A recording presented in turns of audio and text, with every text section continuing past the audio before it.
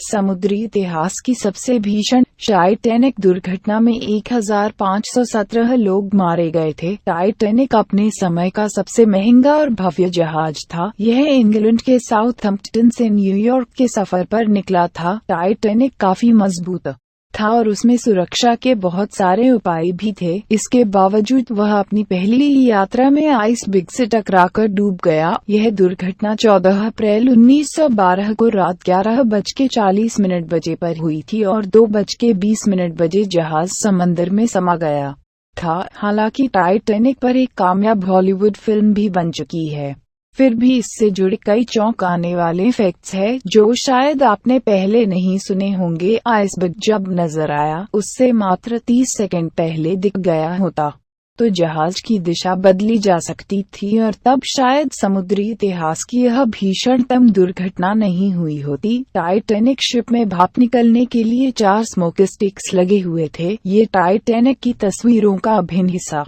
रहे हैं, लेकिन आपको यह जानकर हैरानी होगी कि उनमें से एक स्मोक स्टिक महज डेकोरेटिव पीस था। वह काम नहीं करता था, उसे सजावट के लिए लगाया गया था। उस भयावह दुर्घटना की रात अटलांटिक महासागर में कैलिफोर्नियन नाम का एक और शिप तैर रहा था। वह टाइटैनिक से ज्यादा दूर भी नहीं था, लेकिन उसे सूचना मिलने में देर हो गई, इसलिए वह समय पर नहीं पहुंच पाया और ज्यादा यात्रियों को नहीं बचा पाया। टाइटैनिक के दुर्घटनाग्रस्त होने से एक दिन पहले लाइफ बोट ड्रिल प्रैक्टिस की जानी थी, लेकिन उसे अंतिम क्षणों में कैंसिल कर दिया गया।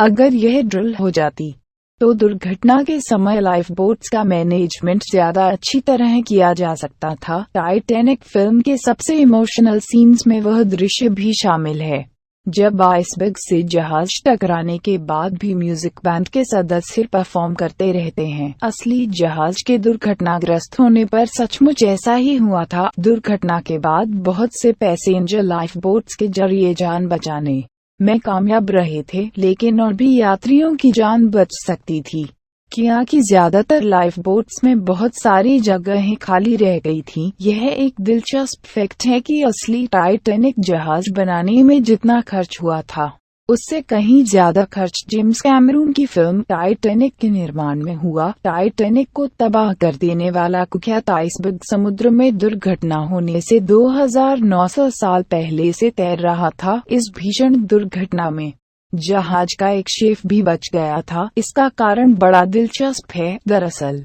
उस शेफ ने टाइटैनिक के डूबने से पहले काफी शराब पी ली थी। इसकी वजह से पानी में गिरने के बाद उसके शरीर का टेम्परेचर बहुत कम नहीं हो पाया। यहाँ बता दें कि टाइटैनिक के बहुत से यात्री डूबने के बजाय ठंडे पानी से मरे थे। अमेरिका की मशहूर चॉकलेट कंपनी हर्शे चॉकलेट्स के मालिक मिल्टन हर्शे ने भी टाइटैनिक का टिकट कटाया था, लेकिन बाद में उन्होंने अपना प्लान बदल दिया। इस तरह उनकी जान संयोग से बच गई। टाइटैनिक में एक जापानी यात्री भी था जो दुर्घटना में बच गया था, लेकिन जब वह वापस जापान पहुंचा तो उसे जहाज को छोड़कर भागने के लिए लानत दी गई। कहा गया कि उसे डूबते जहाज के साथ बने रहना चाहिए था। दुनिया के इतिहास में आइसबर्ग से टकराकर टूटने वाला टाइटैनिक अकेला बड़ा जहाज है